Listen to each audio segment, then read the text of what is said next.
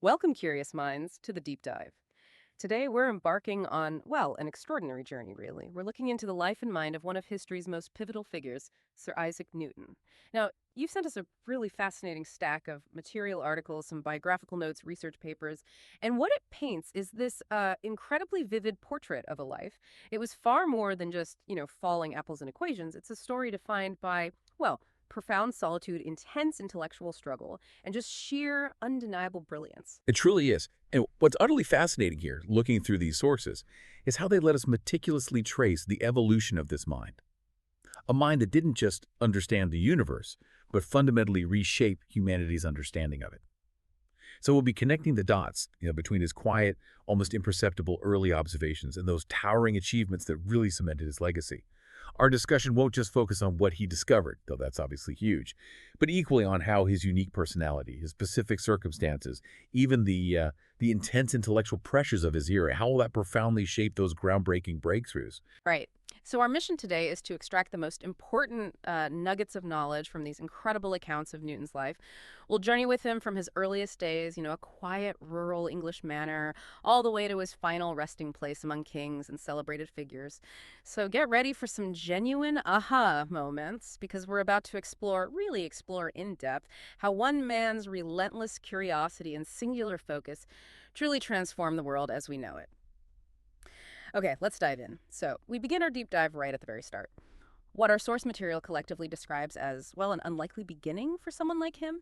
Picture this. It's a cold winter's night, December 25th, 1642, Christmas Day. We're in a modest farmhouse, Woolsthorpe Manor, Lincolnshire. Pretty isolated. And this wasn't a peaceful time for England either. I mean, the English Civil War was raging across the kingdom, tearing things apart. And into this turbulent, uncertain world arrives this remarkably fragile infant, Isaac Newton. He was born 3 months premature. So small, the historical accounts tell us, the midwives genuinely feared he wouldn't survive the night. He was tiny. Yeah, just incredibly small. A miracle he clung on, really. Exactly, a miracle of tenacity from the very beginning. And, adding to the hardship, his father, also Isaac Newton, had tragically died just months before his birth, leaving his young mother, Hannah Eiskopf, well, in a profound state of sorrow and immense uncertainty, facing raising a newborn alone amidst all this national chaos. It's such a striking contrast, isn't it? This extreme physical fragility at birth, set against the backdrop of a nation literally at war with itself. It feels profoundly at odds with the colossal, enduring impact Newton would later have. It's almost as if the precarity of his earliest moments, his very survival against those odds, kind of foreshadowed the unyielding tenacity that would define his intellectual life. That's a good point. And this turbulent external environment, the political and social upheaval, it seems to have paradoxically created this perfect crucible for a quiet, deeply internal genius to emerge. Rather than being swept up in the chaos, he would later impose this astonishing mathematical order on the perceived chaos of the physical universe. It's a powerful lesson, maybe, in how profound introspection can sometimes be born from external adversity. That really does set the stage. And that theme of solitude, that deep introspection you mentioned, it seems to be a recurring thread, doesn't it? Especially through his formative childhood years. Because not long after his birth, his mother, Hannah, she remarried, and she moved away, leaving young Isaac, who was only about 3 at the time, with his maternal grandmother, Margaret Eiskopf. Right. For about a decade, wasn't it? Yeah, roughly the next decade. So Isaac's world was almost entirely confined to the quiet, predictable rhythms of farm life at Woolsthorpe Manor. His days involved tending sheep, gathering firewood, chores. Sounds, well, incredibly lonely and isolated to us now, far from any intellectual hub. Yet our sources consistently emphasize that this period of apparent rural isolation was actually crucial for his development. They suggest it sowed the seeds of his unbreakable curiosity. He didn't have manufactured toys, right? So he famously fashioned his own. And these weren't just crude playthings, they were like rudimentary engineering marvels. Handmade wooden carts, apparently quite effective little catapults. Catapults. Even then. Yeah, and even delicate wind-driven chimes crafted from scrap metal and string. What's crucial here, the sources stress, is that he learned not just by playing, but by building, by breaking, and then meticulously rebuilding, constantly observing cause and effect, the patterns of motion, the interplay of forces, even as a kid. And what's profoundly fascinating there is how this period of, profound self-imposed isolation and self-directed play became a kind of proto-scientific laboratory for his developing mind. While most kids might have just, played around, Newton, maybe unconsciously, was conducting fundamental experiments. He wasn't just observing, he was actively manipulating his environment to understand how things work. Right, he was testing things. Exactly. The sources suggest that even in these seemingly simple mechanical experiments, the trajectory of a stone from his catapult, the swing of a homemade pendulum, the essence of physical laws of cause and effect, began to intuitively crystallize in his mind. If we connect this to the bigger picture, these early seemingly unassuming experiments with toys were laying the foundational groundwork for his later incredibly sophisticated understanding of mechanics, motion, even the concept of force. This period really raises a crucial question for us. How much did this intensely solitary, self-directed play, this deep immersion in understanding the physical world right around him, directly influence his later rigorous scientific methods? Right. Particularly his empirical approach, understanding the world through painstaking observation and systematic experimentation. It strongly suggests that a profound intrinsic drive to understand how things work and why they behave as they do was cultivated in him long, long before any formal scientific training. It was like this internal engine of curiosity, fueled by isolation and observation. That's a really profound thought, that the roots of his scientific method, his empirical approach, were nurtured in such a quiet rural setting. Amazing. But eventually, his world did start to expand beyond the farm. By the time he was 13, his innate mechanical ingenuity and this undeniable thirst for knowledge were getting noticed, which led to a big turning point. In 1655, he was sent to the King's School in Grantham. Right, a proper town. Exactly, a bustling market town, much bigger than Woolsthorpe. It definitely offered him a glimpse into a wider, more stimulating world. At King's School, he got a formal education. Latin classics, Euclidean geometry, penmanship, the standard stuff. Yet, as our sources reveal, his true passions, his real intellectual spark, lay far beyond that standard curriculum. We hear these tales of him scribbling complex math calculations in the margins of his textbooks. Always the margins. Always the margins. Sketching intricate diagrams of gears and levers in his notebooks, constantly hypothesizing, testing his ideas about the rules of motion. And there's this really vivid image that sticks with you. Apparently, he'd hang from tree branches, timing their swings with a crude sundial he'd made himself. Actively exploring, trying to quantify those hidden patterns of periodic motion. This wasn't just passive learning, it was active, hands-on, deeply inquisitive engagement. And this period truly highlights that fundamental tension, between the formal, traditional learning and Newton's innate, powerful, self-directed curiosity. While the school certainly gave him a foundation in classical subjects, Newton was clearly already pushing way beyond its confines, driven by this almost magnetic internal compass pointing him towards mathematical and mechanical principles that were, well, still largely unexplored at the time. Uh-huh. His early intense fascination with timing and patterns of motion, like with the swinging branches, it directly foreshadows his later monumental work on planetary orbits and the groundbreaking mathematical tools he developed to describe them. Grantham, as you said, the market town, access to books, activity, it unquestionably served as this crucial window to a wider intellectual world. It fueled his nascent dreams of academia, of bigger discoveries, and that image of him timing the swings. It's such a compelling, almost childlike example of his early experimental spirit, always observing, always seeking to uncover and quantify the underlying rules. He wasn't content just knowing something happened. He had to understand how and why. And those burgeoning dreams of academia, that hunger for deeper knowledge, well, eventually they led him to the renowned halls of Cambridge University. Autumn 1661, just 18 years old, Isaac Newton matriculates at Trinity College, Cambridge. A venerable institution, right? A place designed for rigorous thought. Yet even here, Newton, with his already highly independent mind, quickly found the classical curriculum, well, insufficient, almost antiquated for his interests. He initially studied the prevailing Aristotelian physics, which, as our sources remind us, often relied on qualitative descriptions, inherent qualities, not precise math, along with basic algebra and theology. Right, the old ways of thinking. Exactly. But he was quickly drawn to more contemporary thinkers like René Descartes and the revolutionary ideas of modern natural philosophy, which tried to explain the world through mechanical principles. He famously self-taught advanced geometry, poring over borrowed books, and he even began performing his own candlelit experiments in his little garret room, most notably splitting light through a prism to see its colors. Now here's where it gets really interesting. He's at this esteemed institution, steeped in tradition, yet he's already pushing far beyond its established confines, teaching himself what he really wanted to learn, fundamentally questioning the accepted knowledge. Indeed, his intellectual autonomy, even as an undergrad, is just remarkable. What's so compelling here is Newton's independent, critical approach. Cambridge, despite being a top learning center, was, as you rightly pointed out, still deeply steeped in these outdated Aristotelian concepts about the physical world, ideas that had gone largely unchallenged for centuries. Newton's deliberate choice to self-study Descartes, who was pioneering a more mechanical, rational, mathematical approach to nature that was a profoundly critical step. It laid the intellectual groundwork for his own revolutionary breakthroughs. It really showed his mindset, didn't it? Absolutely. It vividly showcased a mind far from content to just absorb information. He was driven to question, to critically evaluate, to actively seek out more profound, verifiable explanations.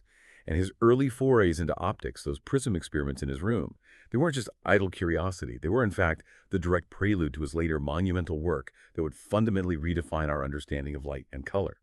Proving white light wasn't pure. This period is just a powerful testament to his intellectual independence and his unyielding commitment to direct observation over inherited dogma. And this independent, almost rebellious intellectual spirit truly reached its peak in what's famously known as his Annus Mirabilis, his miraculous year.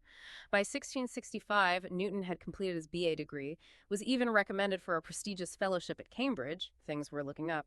But then, an unforeseen event intervened, profoundly altering his life, and you could argue the course of scientific history: the devastating Great Plague of London. This epidemic forced the university to abruptly close its doors, sending everyone, including Newton, home for safety. Now, for many, this disruption would have been a huge setback, a period of fear, stagnation maybe. But for Newton, returning to the quiet, familiar isolation of Woolsthorpe Manor became the spark. It ignited this unprecedented period of intense creativity and profound intellectual output. This period, honestly, without exaggeration, is arguably the most crucial for the genesis of his core ideas, the ones that would revolutionize science. It stands as this powerful, almost legendary example of how a seemingly negative event, the plague forcing him into extended isolation, became the direct catalyst for unparalleled intellectual breakthroughs. And it was precisely because of his unique ability to turn solitude not into stagnation, but into this incredibly fertile crucible of discovery. Right. While ostensibly, doing farm chores, his mind was actively grappling with some of the most profound scientific questions of the era. Why do objects fall down? What are the hidden forces governing all motion, on Earth and in the heavens? And crucially, what's the underlying mathematics that could precisely describe planetary orbits? This wasn't just passive thinking. It was incredibly intense, almost feverish, fundamental problem-solving and conceptual synthesis. And this is precisely where the famous, though maybe slightly embellished, apple legend comes in, isn't it? Our sources often mention him sitting under an apple tree at Woolsthorpe, seeing an apple fall. Exactly. And while the anecdote itself is likely simplified, it serves as this perfect, universally understandable metaphor for the profound shift in his thinking, moving from a simple everyday observation to considering vast universal principles. His mind, already steeped in mechanics, started racing. Could the very same invisible force pulling that apple to the Earth also be the force pulling the moon, keeping it in orbit around us? That was radical. Absolutely radical. And during this astonishingly productive period, all before he was even 23, he began developing what he called fluxions. This groundbreaking mathematical system we now know as calculus. This allowed him to precisely calculate changing quantities, instantaneous rates of change, absolutely essential for describing the continuous dynamic motion of planets, something static Euclidean geometry just couldn't handle. He also, at this time, outlined the foundational 3 laws of motion that would later revolutionize physics.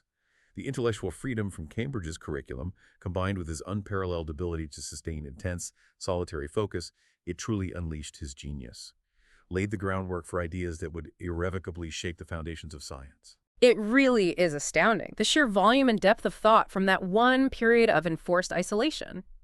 But eventually, the Great Plague receded, and in 1667, an intellectually supercharged Newton returned to Trinity College, Cambridge, armed with these revolutionary ideas swirling in his mind. The college, recognizing his brilliance, welcomed him back as a fellow. This gave him stability, room and board, but crucially, a formal platform for his burgeoning theories. A place to actually share them. Right.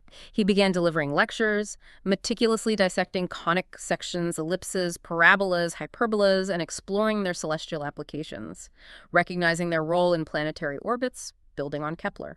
He also supervised undergrads, though sources say his lessons were deeply abstract math, really challenging them. And beyond his formal duties, he expanded his private lab, filling his rooms with prisms, lenses, sundials, tangible evidence of his experiments merging light, color, geometry. Despite his rising prominence, he stayed intensely private, an almost legendary insomniac workaholic, apparently managing on just a few hours sleep. Incredible energy. Yeah.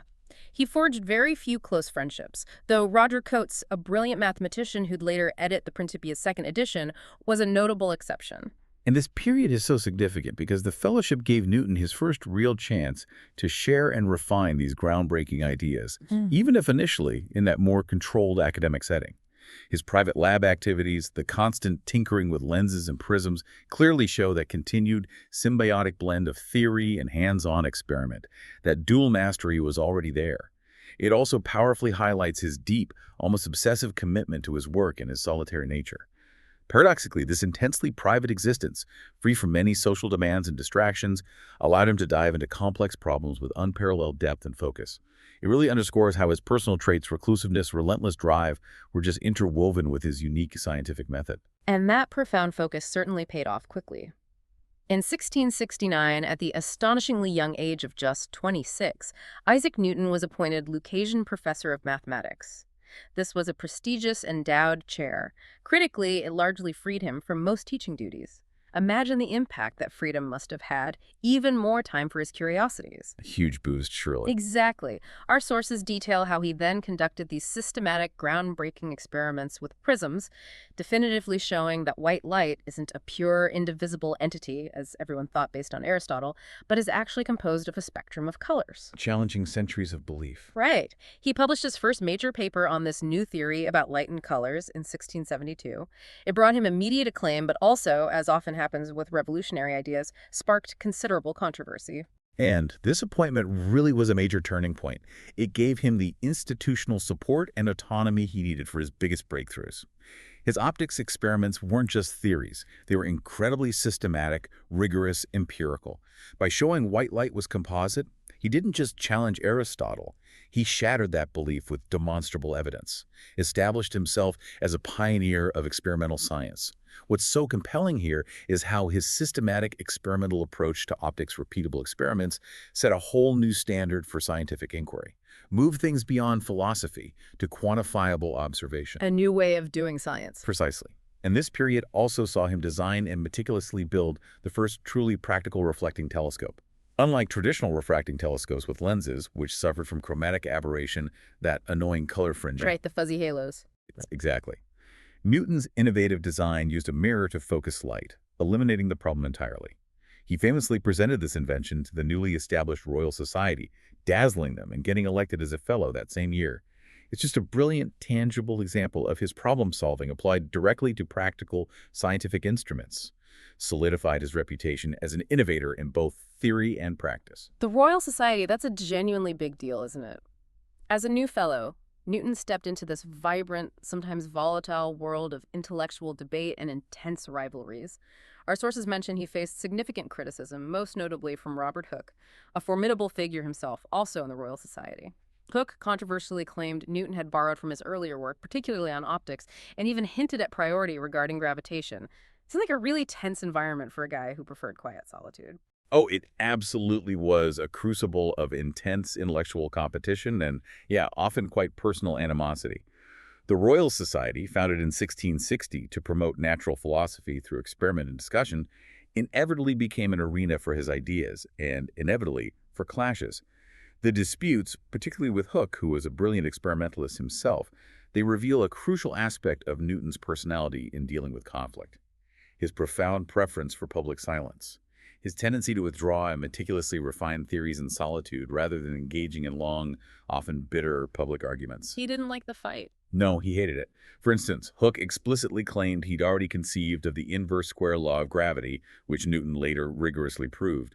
These rivalries, while undoubtedly stressful for Newton, perhaps paradoxically contributed to his notoriously cautious approach to publication. He had this almost pathological aversion to criticism, which also meant he'd wait, sometimes for years, even decades, until his work was undeniably polished, irrefutable, absolutely complete before putting it out there. Perfectionist, maybe.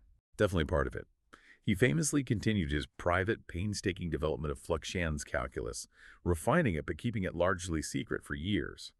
He often communicated discreetly with select contemporaries like Christian Huygens and John Wallis, using pseudonyms or private letters to kind of test his ideas, gauge reactions before a public declaration. This period really honed Newton's resolve. He learned, maybe painfully, to shield his work until the moment was right for its greatest impact. So what does this all mean for a genius like Newton? It shows even the greatest minds had to navigate fierce debates, protect their turf, and deal with the very human frailties of ego and ambition in science. It definitely highlights the complex human side of it all. And this cautious approach, this refining in solitude, it leads us right to his single most monumental achievement, the crowning glory. Sources describe this pivotal moment, summer 1684. The astronomer Edmund Halley, yes, that Halley, who is keenly interested in planetary motion, visits Newton in Cambridge. Their legendary conversation, supposedly under the grand dome of Trinity's lecture hall, was the spark. It finally got Newton to agree to publish his earth-shattering work. Halley was apparently just floored by Newton's almost instant recitation of his unpublished law of universal gravitation. Just pulls it out of his head. Right. And Halley, recognizing the profound importance of what he was hearing, personally funded the entire printing of what became the Philosophia Naturalis Principia Mathematica, or Mathematical Principles of Natural Philosophy, in 1687. And what's truly fascinating there is how Halley's persistence, his foresight, and his personal commitment literally unlocked one of humanity's greatest scientific contributions. Newton, as we said, notoriously reluctant to publish, feared controversy, wanted perfection. Without Halley's intervention, his enthusiasm, his money, the Principia, this towering edifice of mathematical reasoning, might well have stayed hidden. Unbelievable to think. It really is. The Principia wasn't just another book. It was quite literally a blueprint for understanding the physical universe like never before. It laid out his three revolutionary laws of motion: inertia, acceleration proportional to force, FMA essentially, and action-reaction. But beyond those, it articulated the groundbreaking law of universal gravitation. Every mass attracts every other mass, proportional to their masses, inversely proportional to the square of the distance between them. This was utterly revolutionary. For the first time, unified terrestrial mechanics, why apples fall, and celestial mechanics, why planets orbit under a single, coherent, universal framework. It completely shifted the scientific paradigm, from fragmented explanations to a grand, unifying theory, all presented with incredibly rigorous mathematical proofs using geometry and his new calculus. It was, simply put, a scientific symphony. Just utterly astounding, isn't it? To think all of that came from someone who preferred working in quiet solitude. But then, in a really surprising twist, his life path takes this sharp turn away from academia, into the intricate, often gritty world of government service. 1696, Sir Isaac Newton, the world's foremost natural philosopher, is appointed Warden of the Royal Mint. Quite the career change. Right, and this wasn't ceremonial, it was a critical job. He was tasked with overseeing England's coinage during an era plagued by rampant counterfeiting, a national crisis undermining the economy. Now let's unpack this. Imagine the greatest mind in physics, the man who charted the cosmos, now meticulously chasing down criminals and reforming currency. It just shows the astonishing breadth of his intellect, his capacity to apply that mind to almost any complex problem. Sources detail how he audited mint operations with the same precision he applied to science, systematically identifying corruption, streamlining processes, implementing strict new standards. He even personally led dangerous investigations, sometimes going undercover, leading to the prosecution and execution of dozens of counterfeiters, showed real commitment to justice. And by 1699, his abilities were recognized, elevated to Master of the Mint, effectively running Britain's monetary policy, applying his analytical genius to economic stabilization and currency reform, literally bringing order to financial chaos. And this period unequivocally reveals a strikingly different, yet equally impressive facet of Newton's genius: his remarkable administrative skill and his almost forensic abilities. It powerfully demonstrates his willingness and capability to apply his rigorous logical mind to real-world practical problems, moving far beyond abstract theories. His meticulous attention to detail, vital in his science, proved equally invaluable in exposing corruption and reforming the currency. It highlights a deeply pragmatic and surprisingly civic-minded side of Newton, committed to public service and integrity. He approached economics and law enforcement with the same analytical rigor he applied to physics, proving genius isn't confined to one domain. From that impactful, unexpected role at the Mint, Newton smoothly transitioned back to, well, arguably the pinnacle of British science. In 1703, he was elected president of the Royal Society, a position he held for an extraordinary nearly 24 years right until his death. In this influential role, he didn't just preside over meetings, he actively supervised the Society's journal, Philosophical Transactions. ensuring rigorous peer review, efficient dissemination of research. He also famously, or maybe infamously, managed numerous intellectual controversies over emerging theories, fluid dynamics, early electricity. Sources describe him sometimes using a stern authority to settle disputes, a clear reflection of his firm conviction in his own understanding. His presidency was, without doubt, incredibly impactful, Hmm. shaped British science for a generation. It shows him not just as an isolated researcher, but as a powerful scientific leader, actively guiding scientific inquiry. His involvement in overseeing philosophical transactions was critical for maintaining the integrity and advancement of science. But beyond administration, another masterpiece emerged during this time. In 1704, Newton released Optics, his magnificent magnum opus on light and color. Unlike the Principia's dense, formal geometric style, accessible mainly to mathematicians, Optics used a more engaging format. Book-like queries, detailed experiments, observations. Easier to digest, maybe. Definitely more accessible. And if we connect this to the bigger picture, Optics powerfully cemented his legacy as an experimentalist, showcased his mastery of practical investigation, beautifully complementing the theoretical work in the Principia. It truly bridged that gap between abstract theory and empirical practice, made complex experimental science accessible to a wider audience. Its impact resonated for generations of physicists and chemists, showed his versatility as a communicator, too. And as a profound testament to his wide-ranging contributions, in 1705, Queen Anne personally knighted Isaac Newton, bestowing the title Sir Isaac Newton. This was clear recognition of both his invaluable public service at the Mint, stabilizing the economy, and perhaps more significantly, his unparalleled contributions to science. Must have been a rare honor for a scientist back then. Absolutely. The knighthood was deeply significant, not just for him, but for the whole scientific community. It elevated his status beyond academia, making him a national hero, a revered figure. It symbolized a shift, maybe a gradual one, in public and royal recognition for scientists. An extraordinary honor in that era. Cemented his place not just in intellectual history, but in the broader fabric of British society. Recognized his brainpower and his practical contributions. Even in his final years, Sir Isaac continued his diverse intellectual pursuits. Never really slowed down.